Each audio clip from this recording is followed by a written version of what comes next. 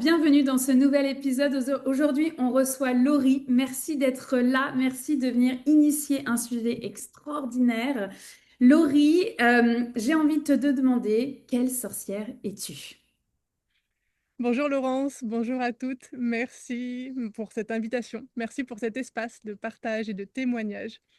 Quelle sorcière je suis? Alors, une sorcière qui s'est découverte sur le tard, grâce à la maternité, en fait. Parce que, durant toute ma jeunesse et mes études, j'étais vraiment dans le mental. Moi, j'étais très fière d'être, voilà, une jeune femme, diplômée d'un master 2 en politique sociale, développement territorial. Je me suis dit: «Allez là, go, la carrière, elle est pour moi». Enfin, tu vois, j'étais vraiment que dans la tête, que dans la tête.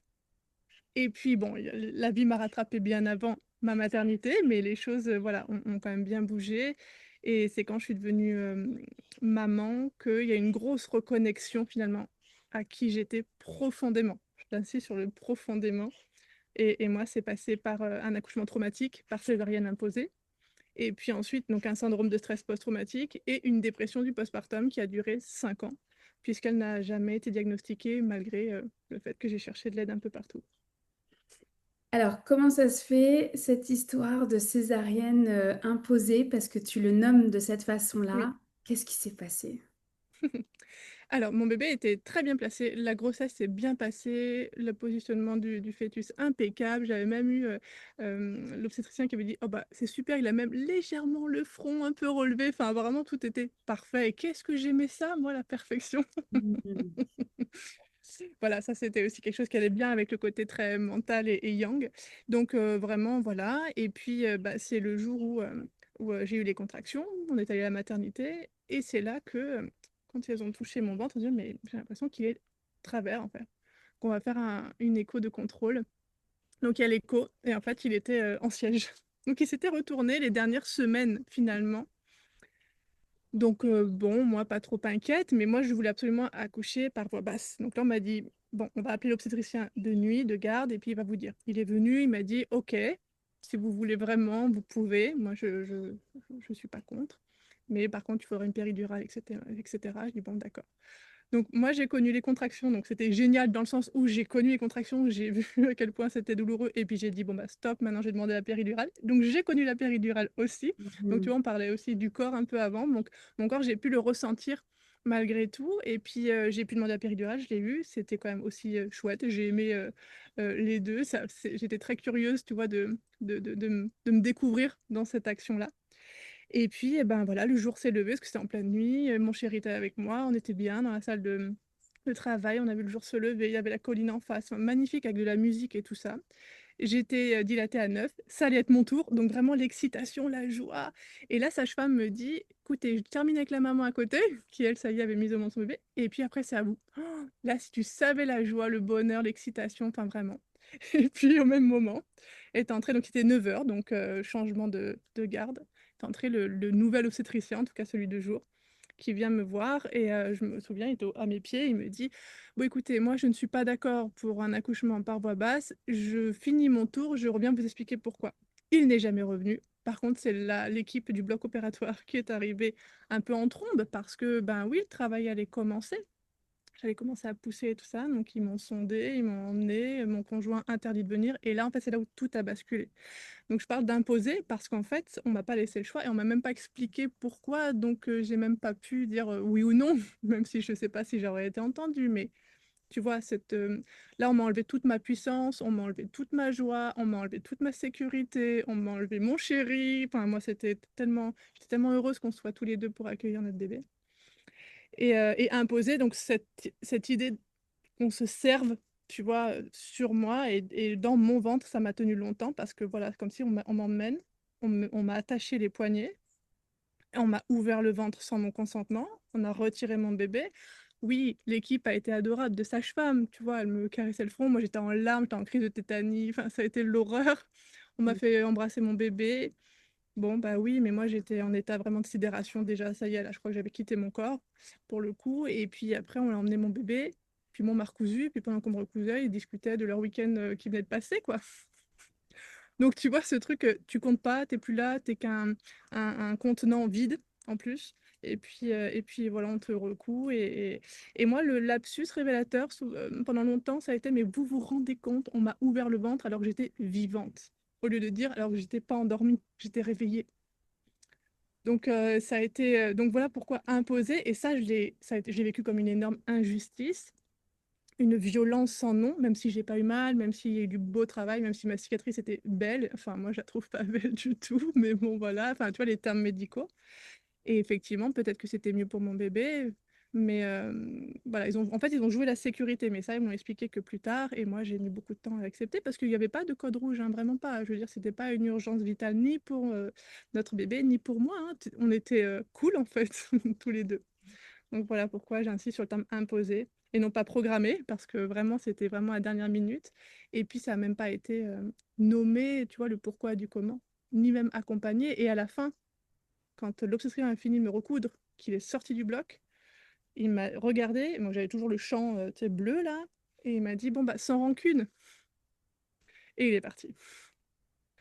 Voilà, voilà tout le travail dans quoi j'ai été plongée en fait, comment j'ai découvert comment la maternité et comment j'ai donné vie à mon fils, mais comme moi j'ai perdu vraiment plein de choses finalement.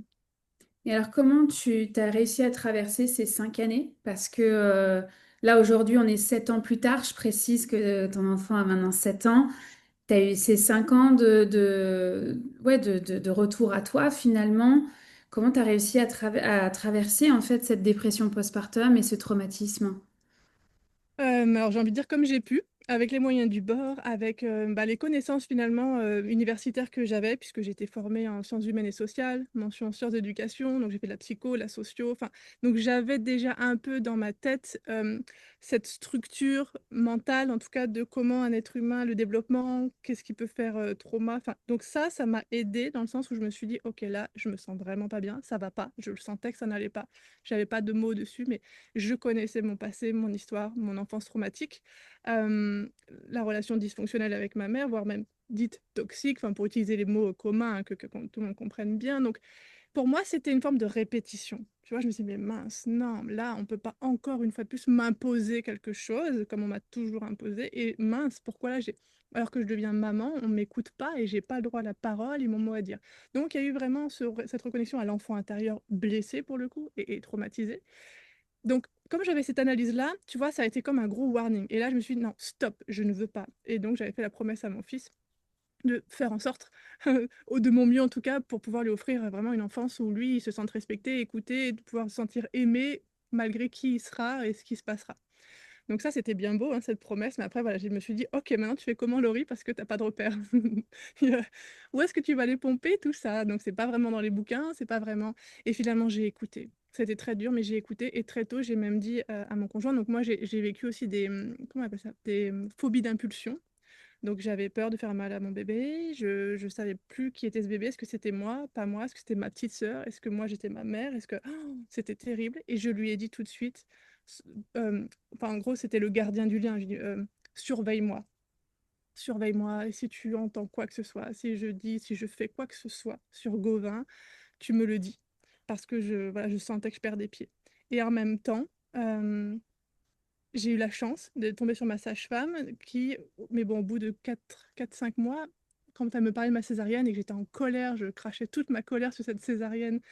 Elle me disait, je crois, j'ai l'impression que vous êtes en syndrome de stress post-traumatique. Ce n'est pas que pour les militaires, hein, il y a aussi suite à un accouchement. Peut-être que vous devriez faire de l'EMDR. Ça a été ma première porte. Mais pendant 4 mois, j'étais livrée à moi-même, hein. J'avais des pertes de mémoire. Je prenais la voiture, j'avais mon fils avec moi, je savais plus où j'allais. Le soir, mon chéri rentrait, me dit comment ça s'est passé la journée. J'en avais aucune idée, je savais même plus ce que je faisais. J'avais plus faim. Enfin, il y a eu vraiment des gros. Et puis dès que je fermais les yeux, voilà, je revoyais le bloc opératoire, je me relevais, je pleurais. Enfin, c'était très très dur. Donc, ouais, au bout de 4 5 mois, j'étais prise en charge déjà. Première porte. Et puis, quand on a évacué donc le trop-plein de ce trauma de l'accouchement, après est venu tout le reste. Je pensais pas qu'il y en avait autant, mais effectivement, voilà, vraiment, comme je disais, pour moi, cette césarienne, c'est la boîte de Pandore, quoi. On a ouvert et oh, là, je pouvais pas faire de tri. C'est ça qui a été dur, c'est que tout est ressorti. Et quand on a commencé à aller sur le terrain, donc plus personnel de mon enfance, de la relation maternelle, etc., etc., cette psychologue en périnatalité s'est fermée. et elle a conclu que je faisais une crise d'adolescence. Ok. Waouh! Alors là, j'ai dit: «Non, mais c'est pas possible. Personne veut m'entendre». Et là, j'étais déterminée à ce qu'on m'entende parce que j'avais fait la promesse à mon fils de faire au mieux, tu vois? De faire tout ce que je pouvais pour être cette maman, la moins dysfonctionnelle possible, même si je le suis bien évidemment puisque je le connais pas, je suis pas lui, donc je peux pas être, parfaite, ça, il y a pas de problème, mais voilà, essayer d'être dans le plus à l'écoute. Donc je me suis tournée vers une autre psychologue qui faisait de l'hypnose et qui m'avait suivie un peu pendant ma grossesse parce que des choses déjà avaient été remontées. Donc je suis allée la voir. Et puis je suis allée voir un éthiomédecin. Et puis je suis allée voir, je sais plus aussi, la kinésiologie. Enfin, tu vois, finalement, au fur et à mesure, voilà, j'ai frappé au port, je suis revenue au corps aussi, parce que ce corps souffrant, pendant 2 ans, j'ai eu des adhérences sur ma césarienne. Pourtant, je suis allée, tu sais, faire de la kiné pour décoller, mais ça revenait. Il y a eu vraiment une non-acceptation vraiment de cette ouverture-là, de cette blessure, hein, vraiment. Et je crois que c'est comme ça, au fur et à mesure. Puis bon, l'enfant grandit, et puis je notais, vraiment, j'étais présente, en fait. Là, je pouvais plus fuir. Je me suis dit, si je veux mettre mon enfant en sécurité avec moi, il faut que je sois consciente de ce qui se passe en moi. Et donc, des fois, j'écrivais. Tu vois, je ressens ça, j'ai l'impression d'être telle personne, voilà, j'ai envie de faire ci, voilà, tous les trucs, même les trucs les plus dégueulasses, tu vois. Mais j'avais beaucoup de peur, tu vois, beaucoup, beaucoup de peur. J'avais peur de lui faire du mal. Ça, c'était ma plus grande peur, de lui faire du mal. Donc, voilà, je sais pas comment c'était là-dedans, dans le cerveau, mais il y a eu en tout cas ce warning et qui en même temps m'a permis de m'en sortir. Mais en fait, c'est quand j'ai commencé à sortir de la dépression du postpartum que j'ai rencontré l'association Maman Blues pour laquelle je suis bénévole depuis un peu plus de 2 ans. Et avant de rentrer, je m'étais formée sur les difficultés maternelles en me disant, bah, tiens, ça peut être une branche supplémentaire, tu vois, pour mon activité. Puisqu'à l'époque, j'accompagnais les femmes en transition de vie, donc couple, déménagement, nouveau travail, maternité. Et puis, tu vois, naïvement, j'ai dit, oh bah oui, les difficultés maternelles, ça peut être peut-être un sujet intéressant. Je fais la formation. Je me dis, mais c'est moi, et je cochais toutes les cases. Donc même ça, tu vois, je l'ai découvert vraiment par hasard. Alors pas par hasard parce que j'ai cherché hein, ces connaissances, mais tu vois, je me suis dit, mais mince, c'est moi. Et là, ça commençait quand même déjà à aller mieux. Et est-ce que tu dirais que ta sorcière, elle est née avec cette césarienne ou pas? Oui, parce que vraiment, alors sur le coup, je ne l'ai pas vu comme ça, mais ouais, la sorcière, l'enchanteresse, en tout cas, cette capacité donc d'arrêter de fuir, c'est pas évident, mais d'arrêter de fuir le chaos, d'arrêter de fuir l'ombre, le truc bien dégueulasse, l'accepter parce que voilà, et de se dire, ok, je suis en train de le traverser, et puis finalement, je suis en train d'en faire quelque chose de plus lumineux. Et puis finalement, ça me fait du bien parce que je libère ça. Oh, mais tiens, finalement, je récupère un peu de pouvoir par ici, un peu de pouvoir par là. Et puis, ouais, cette reconnexion au corps. Et puis, avec même les capacités extrasensorielles. Bon, au début, le cerveau était moi vraiment en vrac, hein, donc, mais quand même assez rapidement, ouais, peut-être 2 ou 3 ans après, j'ai eu des choses qui sont mises en place. Donc c'est vrai que oui, la sorcière, elle est née, elle est vraiment née avec ce passage-là. En tout cas, pour moi, ça a été cette nuit noire de l'âme m'a révélé la sorcière que je suis. Mais ça devait être à la fois très dur et en même temps de devoir aujourd'hui en parler, tu vois, avec autant de sérénité. Tu vois, l'eau a coulé sous les ponts, t'as ouvert des portes, t'as osé en fait plonger dans cette nuit noire de l'âme. Et ça, tu vois, c'est là où souvent il y a un cap, tu vois, de dire, mais je plonge ou je plonge pas? Je Mm. retiens ce trauma ou je le retiens pas, tu vois? Et en fait, pour moi, c'est important de nommer ton histoire, Laurie, elle est hyper touchante et une césarienne peut être traumatique. Une césarienne peut aussi être vécue en puissance, ça dépend Mm. tellement des situations. Moi, tu vois, j'ai longtemps culpabilisé, mon premier accouchement est traumatique, mais je me donnais pas le droit de dire que c'était un accouchement trauma parce que c'était pas une césarienne. Parce que moi, Mm. c'était un accouchement à domicile, je voulais contrôler la date, je veux pas de péridurale, non, non, non. Bref, j'ai écarté la césarienne au dernier moment, tu vois, mais j'ai failli basculer. Et pour moi, ça a été un trauma pur et dur, tu vois. Mais il a fallu plonger derrière. Et ça demande du courage, en fait, d'aller plonger et de dire, OK, là, je vois que je suis en stress post-traumatique, je prends soin, j'ouvre des portes. Et après ça, en fait, émerge cette sorcière qui est là. Donc, est-ce que tu dirais même que ces capacités extrasensorielles sont arrivées pendant ta nuit noire de l'âme? Je pense parce qu'en plus, ce qui m'a aidé, c'est que donc mon fils est né en 2018, septembre 2018, et en mars 2020, on a été confinés. Et qu'est-ce que j'ai aimé en fait. Alors sur le coup, ça a été un choc puisque moi j'avais une entreprise, j'avais une boutique, j'étais gérante, donc commerce fermé. Ça a été d'abord ah mais non, mais voilà, d'une grande colère à nouveau, en dire mais on va pas encore m'imposer un choix que je n'ai pas fait. Bon, voilà, puis la révolte passée. Finalement, c'était trop chouette de me reconnecter à mon petit. Et la magie, elle a commencé à opérer déjà parce que ben, d'être juste avec lui toute la journée, parce que mon conjoint était militaire à l'époque, donc lui, il avait le droit d'aller sur la base et de revenir. Donc finalement, on était vraiment dans un nid. Je me suis retrouvée dans mon nid à être nourrie de l'extérieur, tu vois, d'avoir la béquée. Ah, mon Dieu, merci. Parce que ça, les 2 premières années, j'ai été vraiment dans le yang. J'ai repris le travail à 1 mois, enfin, quand Gauvin avait 1 mois, etc. Et puis de me poser, être avec mon fils. Et c'est cette connexion aussi avec lui. Il avait donc 1 an et demi. Et le fait de toute la journée faire des puzzles, des dessins, du coloriage, dormir, se faire des bisous, m'occuper de lui et plus avoir cette pression, waouh, il y a eu la petite fille intérieure ce coup-ci, joie, joyeuse, insouciante qui a ressurgi et ouais, cette joie de jouer, tu vois, et le côté créatif, et ça m'a ramené un peu en vie, tu vois, j'étais un peu donc dans les deux. Et puis, j'ai pu lire aussi mes bouquins de développement personnel, de spiritualité que j'avais commandé, mais que j'avais jamais pris le temps. Et donc, j'ai découvert Lune Rouge de Miranda Gray, j'ai découvert un peu plus la Lune, j'ai découvert les oracles, j'ai découvert. Donc, voilà, ça a été. Mais ça, je crois aussi, c'est vraiment le lien avec mon bébé parce que cette joie de dire, en fait, aujourd'hui, qu'est-ce qu'on va faire? Ben, on va jouer. C'est tout. On va que jouer. Mais c'est génial et ça réveille beaucoup de magie, je trouve. Plus lire, Mais etc. alors là, ça tilte à l'intérieur de moi. J'ai fait ma maternité en fait au Québec. Un mois après l'accouchement, t'es retournée Mm. travailler Mm. par choix en fait ou Eh enfin. ben oui, parce que je n'avais pas d'employé. Donc, si je n'étais pas à la boutique, ben, il n'y a rien qui rentrait.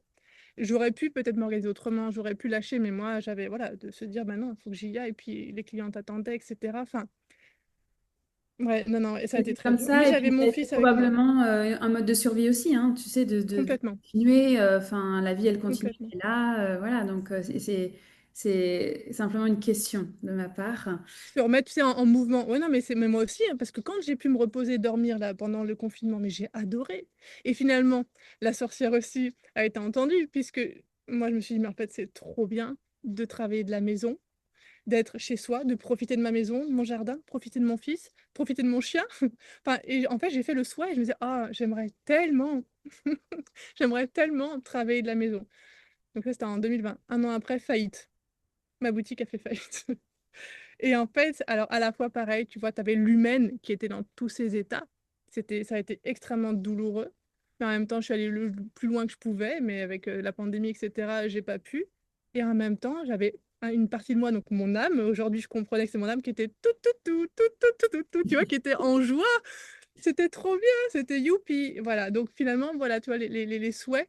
Et je me suis rendu compte, après coup, je dis, waouh, en fait, le souhait que j'ai fait 1 an et demi avant, bah, même pas moins d'1 an avant, puisque c'était, oui, mi 2020 et c'était janvier 2021. Donc, ouais, très rapidement.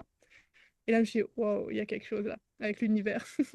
Et donc, du coup, suite à cette faillite, tu décides de te mettre à ton compte? Ah bah moi, il était... Alors, qu'est-ce que j'allais faire? Je ne savais pas. Mais à la fois, ouais, j'adore, c'est très jouissif. Mais par contre, mes conditions, les non négociables, c'était je travaille de chez moi et je reste au contact des femmes. Parce qu'en fait, dans ma boutique, je vendais des robes de mariée et de cérémonie. Donc, j'étais dans ce cadre très chouette. Et j'avais tout créé de zéro, de A à Z. Mais là, j'ai dit, bon, j'aimerais vraiment, par contre, une connexion plus profonde. Parce que là, c'était chouette. On célébrait ensemble le plus beau jour de leur vie. Enfin, l'un des plus beaux jours de leur vie.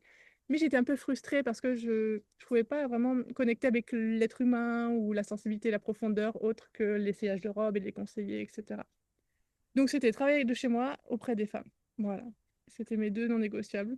Et c'est comme ça que petit à petit, mon entreprise, mon activité a pris forme et puis a évolué. Et alors, aujourd'hui, qu'est-ce que tu fais exactement? Dis-nous. Aujourd'hui, je suis accompagnante du féminin. Donc tu vois, on est dedans, je suis super contente. Et de la relation mère-enfant.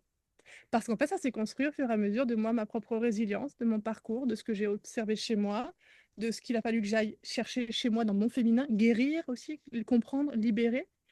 Et j'ai vu que tout ce qui était en moi, c'était ce que je transmettais finalement dans la relation à mon fils, qui conditionnait finalement la qualité de la relation.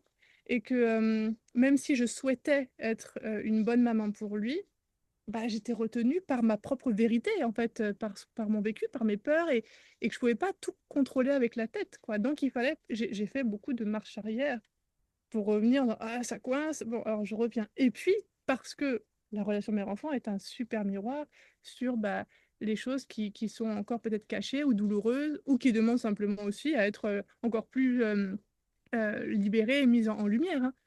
Et là, je me suis dit, il y a quelque chose à faire. Et donc voilà, mais au début, c'était vraiment accompagnante du féminin, comme je disais, et donc vraiment des femmes en transition, peu importe, mais des femmes qui avaient besoin de se retrouver.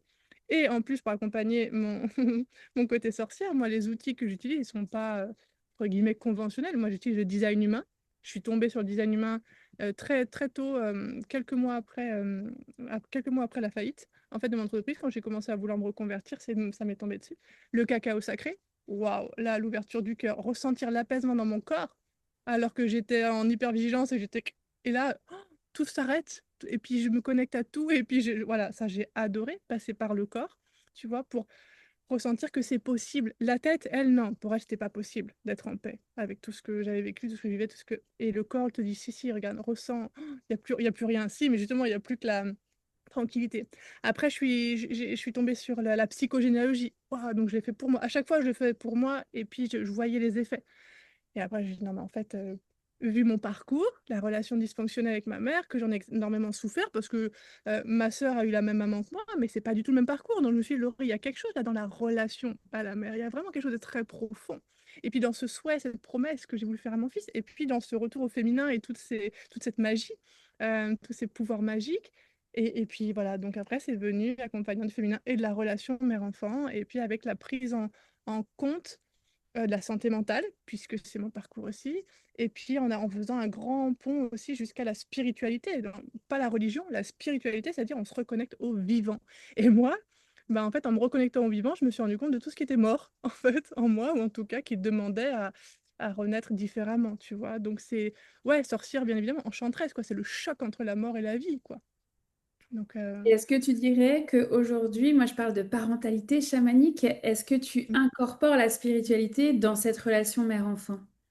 bah, bien sûr, bien sûr. Et tu vois, ce que j'ai aimé avec Mama Cacao, enfin, donc avec la plante cacao, mais du coup, voilà, comment dire, cette énergie-là de Mama Cacao, bah, je me dis, attends, si moi je suis défaillante, et je le suis, donc je me suis rendue à l'évidence, et je le suis, j'ai adoré me dire qu'en fait, mon fils, parce qu'il fait enfin, quand il était plus petit, il adorait maintenant un peu moins, mais la cérémonie cacao avec moi, tous les deux, etc., à la maison.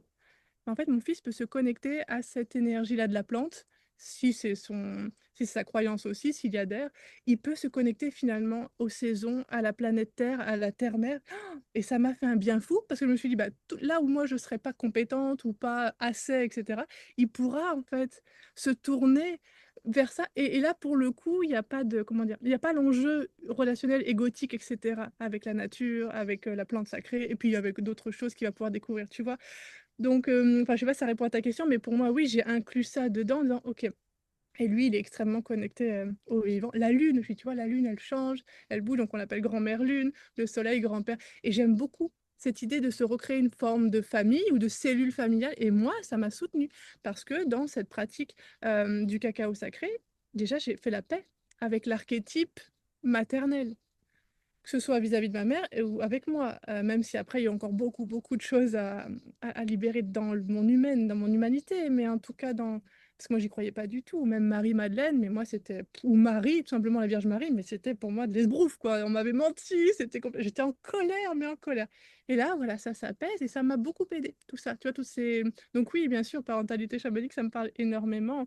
Et c'est d'ailleurs cette magie-là, c'est pour moi, c'est un lien sacré, puisque chaque homme, chaque femme, en tout cas chaque homme avec un grand H sur Terre, il est passé par ce lien maternel. Donc il est tellement important et précieux. Mais après, enfin il faut, non, mais c'est important bah, de comprendre le féminin pour savoir, bah voilà, chaque femme qui devient maman bah, a ses spécificités, à son parcours, à son humanité, à ses désirs, etc.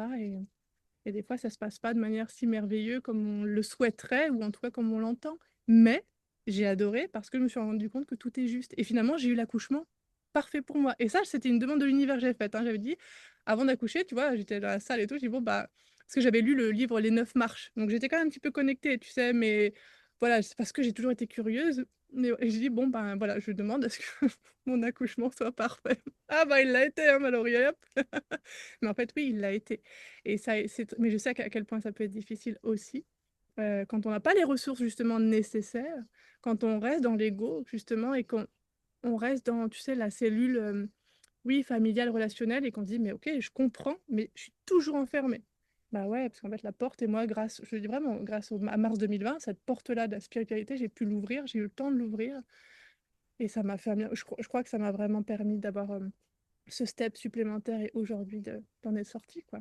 Et en plus, on le voit, mais même dans l'énergétique, la vibration, toutes les challenges qu'on vit avec mon fils, etc., et même dans notre cellule familiale, tous les trois, c'est presque, en fait, la relation énergétique vibratoire. Il y a juste, c'est tout ce qui se passe entre nous et qu'on ne conscientise pas qui nous fait évoluer. Et ça, je suis en train de passer dans ce degré-là d'écoute, et il y a des sacrées transformations. Donc, oui, parentalité chamanique, oui, oui, oui. Mais est-ce que, tu vois, c'est déjà merci de raconter avec autant d'amour et d'humanité, tu vois, ton vécu. Parce que, tu sais, dans cette société où on projette que la vie des autres, elle est extraordinaire, que ce qu'on te montre sur les réseaux, ils ont une vie parfaite, mais en fait, toi, t'es pas du tout dans une vie parfaite, parce qu'on a tous nos propres traumas.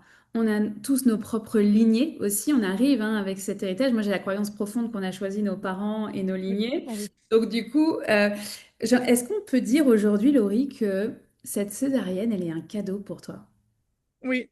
Et tu sais que on me disait, oui, la vie, elle te fait des cadeaux mal emballés. Et je détestais cette expression à l'époque. Je disais, mais moi, ça m'intéresse pas. Je veux un cadeau qui me fasse du bien. Mais en fait, bien sûr, un vrai cadeau. Et je remercie même mon fils de s'être retourné.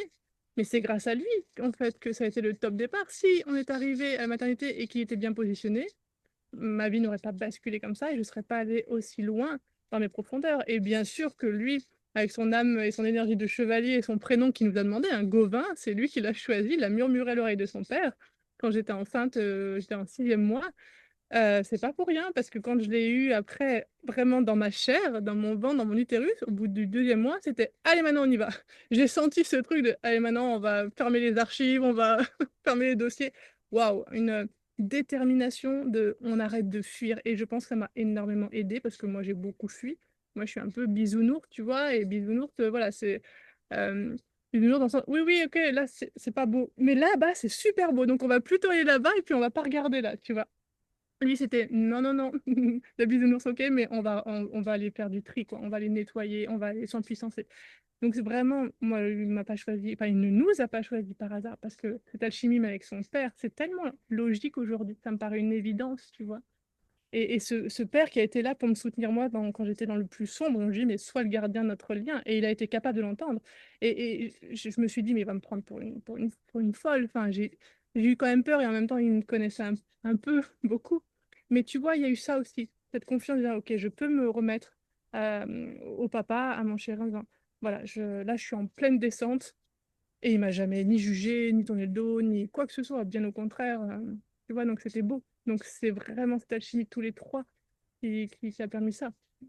Je suis très curieuse de savoir comment ton homme a entendu ce prénom de chevalier au Ah, 6e mois de grossesse.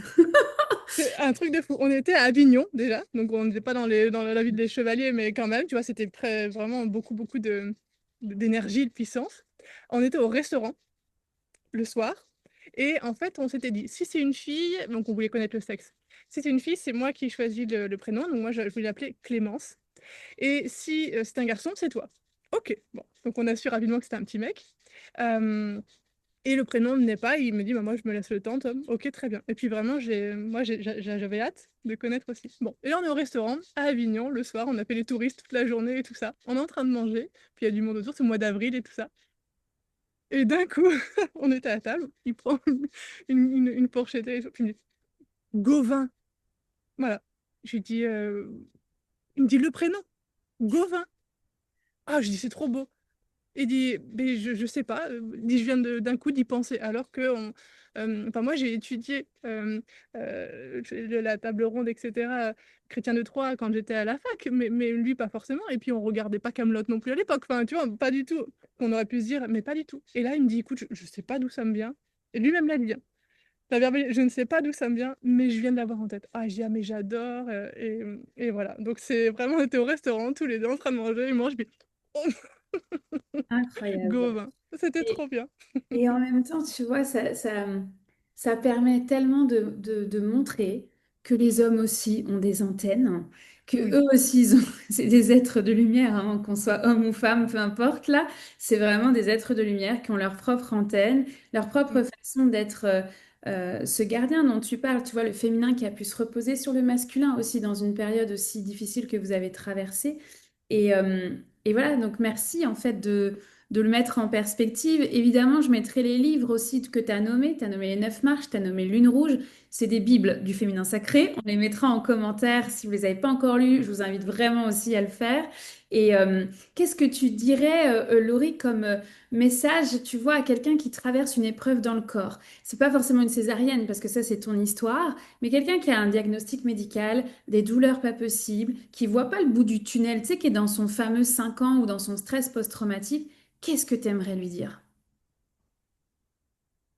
Bah alors, moi, la conclusion, c'est que j'ai arrêté de fuir. Et en fait, s'asseoir avec. S'asseoir avec la douleur, c'est extrêmement difficile.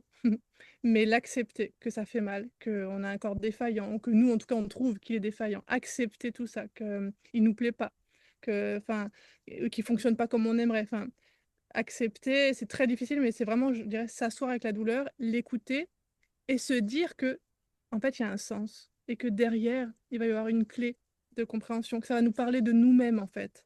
Donc, ça va nous ramener à nous et ça va nous porter, tu vois, vers le haut. Voilà, c'est vraiment comme ça, en tout cas, moi, j'ai fonctionné et que je fonctionne encore dès qu'il y a un truc. Bien sûr, si c'est médical, ok, on fait les choses de manière médicale, mais je m'arrête jamais là. Je suis toujours en train de faire des liens, des ponts, et je trouve que cette perspective multidisciplinaire, pluridisciplinaire, fait vraiment aide beaucoup. Donc, moi, j'ai vraiment compris que il y avait un message, ma césarienne, les adhérences, déjà la césarienne en elle-même, mais après les adhérences pendant 2 ans. On m'a aidé, hein, moi je savais pas, hein, c'est vraiment je savais pas du tout, mais on m'a aidé à comprendre que c'est parce que je l'acceptais pas, parce qu'il y a des choses, et j'ai aimé parce que ça c'est venu me parler de moi. Donc finalement toutes les douleurs nous parlent de nous-mêmes. Et moi, j'aime bien prendre l'image du fil rouge, c'est de partir d'une douleur, en fait, et de dire, OK, est-ce que tu es prêt à tirer la pelote de laine et aller Mm. voir, en fait, justement, qu'est-ce qui est là? Et c'est tout le temps relié aux lignées. On va se le dire, c'est tout le temps. Je veux dire, nous, on vit nos propres traumas, on a notre propre vie, en fait, évidemment, mais les lignées sont tout le temps impliquées, en fait, parce Mm. que il ne faut pas oublier qu'on est quand même une première génération à faire ce boulot, en fait, émotionnel, Ouais. énergétique. Ça demande du courage à notre génération quand même, hein, de commencer à tirer ce fil rouge et de dire, bah ouais, c'était peut-être pas joli joli en fait dans les lignées. Il y a beaucoup de tabous, beaucoup de choses qui n'ont pas Mm. été dites. Et puis tu vas me dire, parfois, bon, on n'a pas les informations parce qu'on a été adopté, parce que ça se disait pas déjà, tu Mm. vois. Mais c'est là où pour moi, tout l'énergétique et le chamanisme prennent leur place en fait pour aller justement remonter ce fil rouge. Donc voilà, j'aime ton approche et en même temps, c'est tellement fou parce que le nombre de sorcières qui sont passées par le corps. Je pense qu'il n'y en a pas une qui n'est pas passée par la douleur du corps physique, en fait. Donc, par cette nuit noire de l'âme, elle s'exprime de différentes façons selon nos parcours. Mais on plonge tous, en fait, à un moment donné, quoi. On l'a tous avec nous. Je pense que cette boîte de Pandore, on l'a toute avec nous. Et si c'est pas dans notre vie, effectivement, là actuelle, comme tu dis très bien, ça remonte avec les lignées. Parce que j'ai compris que ça faisait partie de notre humanité et que moi, j'ai fui beaucoup ça. Donc ça m'a bien bien rattrapé pendant ma maternité, mais j'ai beaucoup fui. Et en fait, c'est depuis que j'accepte ça, l'incarnation, le corps, et puis lâcher aussi l'ego sur mon corps et vouloir le contrôler, etc., etc., que j'ai pu, bah, que mes capacités s'ouvrent aussi et s'élargissent. Enfin, tu vois, il y a ça, c'est ça qui est fou, c'est que de revenir là, dans l'instant présent, dans le corps, accepter tel qu'il est, accepter ce qui se passe, et ben, mon puissance, dans le sens où je suis plus malade, que j'ai plus de mon corps se manifeste de moins en moins, enfin par deux trois choses où là tu dis ah ok là il y a l'émotionnel qui a pas du tout été évacué et ça s'évacue comme ça, enfin mais à chaque fois c'est beaucoup plus rapide Mm. et ça permet de connecter à sa divinité. Après on met le mot qu'on veut derrière, mais cette magie justement, je veux dire oh je respire parce que je suis pas que non plus un corps, je suis pas qu'un corps, mais je suis un canal. Et vraiment, moi, je m'amuse dans ma maternité, dans la relation avec mon fils, et même avec mon chéri, qui, lui, est un acteur, même s'il prend pas part de ma mère volontaire, je vois quand il y a quelques réglages et tout qu'on fait avec mon fils, ou de manière énergétique, bah, il change aussi. Donc, tu dis, c'est trop bien. c'est trop bien d'avoir conscience que oui, on a le corps et à travers, il y a l'énergie et que cette énergie qu'on ne voit pas nous relie les uns les autres. Donc forcément, oui, que même si nos lignées sont plus là physiquement, l'énergie est toujours là. Et donc, voilà, si on le transmet, on le transforme, hop, et c'est notre carburant, quoi, finalement, l'énergie. Et donc, cette césarienne est un cadeau pour toi, pour ton Mm. fils, pour votre Oui. famille et Ouais, pour tes clientes. exact. Mais non, mais en fait, c'est important de le redire parce que tu sais, pour moi, on a tellement créé des métiers sur mesure, tu vois, et de Mhm. dire, ben, j'ai incarné cette transformation, j'ai transformé cette relation mère-enfant, c'est pas juste pour la garder pour soi, en fait. C'est qu'à un moment donné, on bascule de sorcière à business witch, de dire, ok, mais en fait, il y a tellement d'autres parents qui ont besoin d'assainir, en fait, cette relation de par ce qu'ils ont vécu, de par l'accouchement, de par la personnalité aussi de chacun, tout simplement. Donc, est-ce que tu dirais même que ta césarienne t'a aligné à ta mission de vie? Ah oui, ah bah alors là, c'est un grand oui. Césarienne et dépression du postpartum, tout, finalement, c'était mon kit. Le C'était ton kit fil parfait. d'entrée professionnel. Tu sais, C'est ma formation accélérée. On m'a pas prévenu, mais on va dire, oh, elle, on va l'envoyer sur le terrain direct parce que la tête, on va arrêter de lui mettre des trucs dans la tête, on va la faire passer par le corps, enfin, tout. Oui, oui, bien sûr. Et oui, et en plus, moi, c'est ce que j'aime parce que moi, je parle vraiment de l'accompagnement de l'être, l'accompagnement du cœur. Enfin, j'aime cette structure, bien évidemment. Et je suis très contente d'avoir mes diplômes, mes formations, mes certificats. Je suis très contente. Mais ce que vraiment ma plus grande fierté, oui, c'est ça, c'est tout ce travail personnel.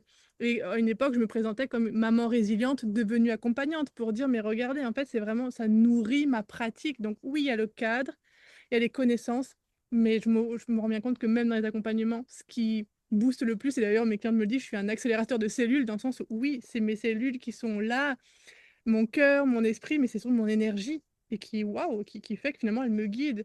Et je crois que c'est important de se laisser porter vraiment par notre humanité pour accompagner d'autres êtres humains finalement, tu vois, bien sûr avec des tiroirs à aller ouvrir pour dire ok là ça me parle et comme je disais moi mon bagage c'est ça, c'est le design humain, la plante cacao, la psychogénéalogie pardon et l'enfant intérieur, bon voilà, mais ce sont des choses un peu figées, c'est quand on est dans le lien à l'autre et moi ça m'a beaucoup aidé bien sûr à m'ouvrir finalement aux autres et aux vivants, ça c'est clair et net et sortir du monde des idées en fait que j'aime énormément mais en fait qui m'a coupé de beaucoup de choses et avec nos enfants aussi on peut pas être que dans l'intellect ou les bouquins, quoi. On est voilà, dans la vraie vie. Et j'aime aussi faire ce pont-là entre, OK, là aujourd'hui, je ressens ça, ou il se passe ça. Et puis dire, oui, mais attends, alors du coup, hop, il y a tel outil que sympa, ou tiens, bah, si tu fais un lien avec ton design humain, tu comprends que, ah, génial, voilà, une clé, et hop, on avance. Enfin, c'est ça qui est chouette. Au lieu de se torturer à savoir comment être meilleur ou comment être parfaite, on s'en fout. En fait, on l'est déjà, il y a pas d'erreur de casting, en fait, avec nos enfants, pas du tout et je trouve que c'est très joyeux quand on comprend ça. Et alors, qu'est-ce qu'on te souhaite pour la suite, Laurie? Qu'est-ce que tu aimerais, en fait, pour toi, pour ces enfants qui font la nouvelle humanité aussi, hein, qui prennent la suite? Qu'est-ce que tu aimerais Ah, qu'on te souhaite? que toutes les mamans, justement, enfin, réveillent et mettent en lumière la sorcière qui est en elles, vraiment, tu vois? Toutes ces femmes sensibles, spirituelles, créatives qui sont tellement brimées par les injonctions, les peurs, les conditionnements, donc par la souffrance, bah voilà, qu'elles envoient tout péter, tout bouler et qu'elles se reconnectent à cette joie justement, tu vois, d'être en lien avec un enfant, avec l'énergie enfantine, etc. Et qu'elles aient confiance en le fait qu'elles ont ces super pouvoirs en elles. Parce qu'en fait, c'est ça le désir caché de mes clientes. C'est qu'on veut être des magiciennes, on veut être, tu vois, des sorcières et tout, mais on a peur parce qu'on se dit, mais attends, on va aller dans un monde qu'on ne maîtrise pas parce que dans les bouquins, il n'est pas écrit que pour être une bonne sorcière maman, il faut faire ça, ça, ça. Donc on va sur un chemin. Et en fait, c'est là la magie. Voilà. Et moi, j'ai très envie, en tout cas, de continuer et de faire entendre ma voix et d'attirer à moi ces clientes-là qui, si elles sont coincées, un peu comme moi j'étais beaucoup, dans le mental, tu vois, dans cette peur, les emmener et se rendre compte qu'on reste des bonnes mamans. Même si on met des plumes, même si on vit un peu de manière un peu bizarre, même si on boit du cacao sacré. Mais on est des mamans super sérieuses, en fait. Mais tu vois, mais non, mais là, parce que Non, franchement, mais la alors pour moi, projection qu'il y a. j'adore parce que, en fait, je vois mes enfants qui, bah, elles ont été élevées, tu vois, dans cette parentalité chamanique. Alors, Tu vois, en fait, pour moi, c'est inné de parler de la lune, franchement, tous les mois, on parle de mes menstruations. Enfin, tu vois, Bah, pareil avec mon fils, pareil, il est au pas courant du de tout tout, un lui. tabou. Elles viennent chanter avec moi. Enfin, tu vois, Moi, euh, je vais vider mon sang, tu sais, au pied de mes arbres et tout. Et lui, il adore. Il est là, oh maman, je peux vider et tout ça. Et je lui explique et tout ça. Alors, autant mon chéri, quand il me voit passer avec mon truc, il a encore quelques réticences, tu sais. Alors que Gauvin, c'est, oh maman, je peux venir avec toi. Je dis, bah oui, oui, mais bien sûr. Alors attends, j'ai deux anecdotes là-dessus. Là, si ça vous paraît complètement weird, ce qu'on est en train de parler de remettre son sang à la terre, d'accord? Je peux comprendre, c'est une sacrée étape. Moi, la première fois, mon mari il m'a regardé, il m'a dit, non mais là, tu vas trop loin, quoi. Donc, allez lire Lune rouge de Miranda Gray, puis après, on s'en reparle dans le groupe Telegram, déjà, pour commencer. Ensuite de ça, oui, c'est une vraie offrande à la terre et c'est un vrai moment de reconnexion, en fait, au féminin. Et j'adore, en fait, moi, faire ça avec mes enfants. Et quand on habitait au Canada, j'avais un tipi où j'ai reçu des cercles de femmes, des retraites, etc. J'adorais mon tipi. Franchement, je pense que c'est ce qui me manque le plus au niveau matériel de mes 9 années au Canada. Et en fait, on a construit ce tipi avec 5 hommes, 5 femmes. C'était une journée extraordinaire. Et puis, premier cercle de femmes qui se passe, j'ai ma grande qui me dit, bah oui, moi je viens. Elle a 4 ans à cette époque-là. Je dis, bah non, tu peux pas venir en fait dans le tipi, c'est un cercle de femmes. Bah quoi, je suis une femme. Je dis, écoute, tu n'as pas encore eu tes premières lunes. Le jour où tu auras tes premières lunes, tu viendras avec maman dans les cercles de femmes avec grand plaisir. Elle boude, elle part, elle revient 2 secondes après, elle me dit, maman, j'ai un secret. Je dis, oui, quoi? Elle me dit, j'ai du sang dans ma culotte. Et là, je me J'adore. suis dit, alors là, j'ai réussi ma mission de mère, mais à Hmm, 2000%, de qu'elle soit dans l'attente. Alors, elle avait 4 ans. hmm, D'accord que c'est pas la même chose aujourd'hui, que là, c'est d'autres discussions. Mais à 4 ans, d'avoir semé cette graine-là, mais pour moi, c'est un cadeau extraordinaire de cette parentalité chamanique que j'ai absolument pas reçu moi non plus, tu vois. Donc, c'est des modèles qu'on crée, en fait, de ce qui nous tient à cœur. Mais finalement, c'est notre enfant intérieur qui suit sa hmm. joie, qui Ah oui, fait, on sème des graines. Un jour, ils nous enverront bouler ou pas d'ailleurs, et puis ils reviendront en fait à ce qui leur plaît, ce qui est juste. En fait, moi, c'est toujours l'enjeu, c'est de sans imposer. C'est toujours la ligne de dire, bah, tu peux venir boire du cacao avec maman, si t'as pas envie, t'en bois pas. Enfin, il n'y a pas il y a pas d'enjeu en fait. Et au final, la dernière retraite que j'ai organisée, tu vois, donc il y avait une hutte de sudation. Et c'était trop beau. Mon homme était dedans, ma grande était dedans, et la dernière, elle a choisi en fait d'être avec le gardien du feu et de œuvrer en fait avec le gardien du feu. Et je regardais ça et je me disais, bah ça, c'est ma parentalité idéale en fait. Voilà. c'est ça. Et donc, ça me paraît plus du tout bizarre. En fait, tu sais, le bizarre, finalement, il est dans le regard de l'autre. Mais Hmm, si toi, en fait, ça te nourrit, que ça te fait du bien, bah en fait, il est où le problème, tu vois? exactement. Il y en a pas, il n'y a plus de conditionnement. Moi, aujourd'hui, c'est vrai que c'est tellement une évidence. Donc voilà, merci Laurie de venir partager, tu vois, cette résilience, ce parcours, ce retour au corps. Et puis j'ai envie de dire aussi, tu vois, cette vulnérabilité qui est une force incroyable. Et aujourd'hui, tu en as fait un... Bah, j'ai presque envie de dire, mais t'es la chevalière, tu vois, de cette relation mère-enfant, tu vois, c'est pas pour rien, un Gauvin, Ouais. c'est pas un nom commun, tu vois, donc Hmm. clairement, enfin, il est venu insuffler une énergie de chevalier dans cette famille, donc merci Et puis d'être... vraiment avec l'énergie, tu vois, de... Parce que Gauvin, lui, alors la quête du Graal, oui, ça l'intéresse bien sûr, mais alors ce qu'il kiffe le plus, c'est plutôt les jeunes filles, les jolies jeunes filles, faire la fête. Tu vois, ce côté, on profite de la vie. Et j'adore. Et c'est vraiment, c'est vrai que c'est lui. C'est vraiment ça. C'est pas le chevalier, tu vois, trop rigide, que voilà, il est à fond dans son boulot. Oh non, pas trop. Tu vois. Et ça, j'aime vraiment. C'est un petit soleil qui, moi, m'a reconnecté aussi effectivement à cette joie. Et donc, du coup, la relation devient un espace de création, de co-création, d'exploration. Et ouais, c'est génial. Et effectivement, après, il fera comme il voudra. Mais en tout cas, pour l'instant, on chante encore ensemble, on chante des mantras, on chante. Et je me dis, au moins, il aura ça dans quelque Mm. part. Voilà, dans son cœur, dans sa tête.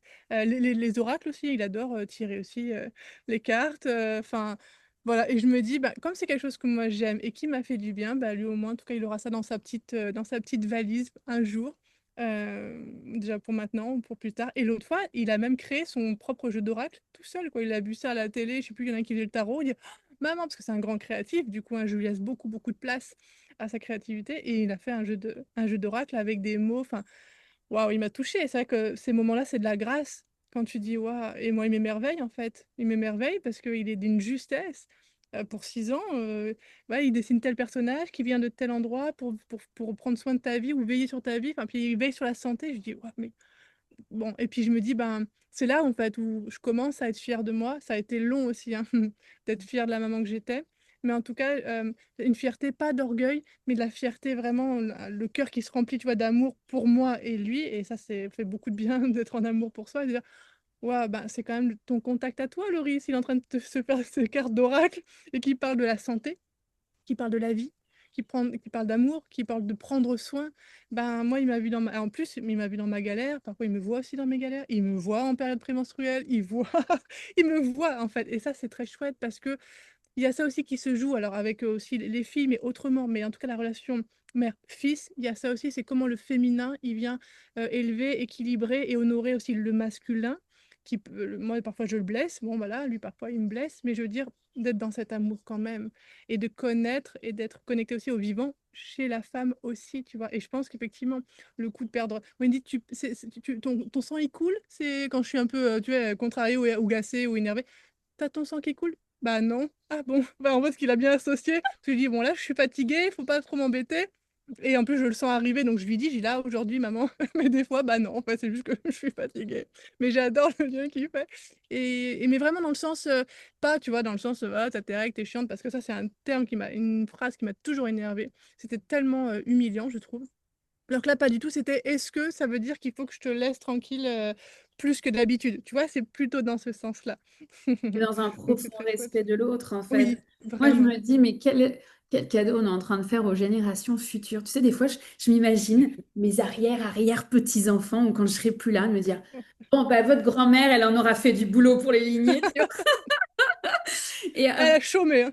mais on n'a pas chômé, mais en même temps, Non, mais pas moi chômé. j'ai aussi envie d'honorer les ancêtres et voilà, ils ont fait ce qu'ils ont pu. Et avec les conditions, les connaissances aussi qu'ils avaient à cette Mm, époque-là, ils n'étaient pas parfaits, mais comme nous, en fait, on n'est absolument pas parfaits. mm. Donc voilà, merci mille fois, Laurie, de venir Avec initier plaisir. tous ces sujets. C'est riche, c'est précieux. Et quel dernier message t'aurais envie de laisser avant qu'on conclue? Un message bisounours, qu'on est toutes et tous dignes d'être aimés. Voilà, vraiment, ça c'était aussi une grande leçon que j'ai appris. On est toutes, peu importe ce qu'on a vécu, d'où on vient, on est digne d'être aimés. Vraiment. Eh bien, merci mille fois, Laurie. Évidemment, je Avec mets tes plaisir. contacts en dessous de l'épisode. Les deux livres aussi précieux des Bibles du féminin sacré à les découvrir. Et puis, on se retrouve pour un prochain épisode. À bientôt! Bisous, Laurence.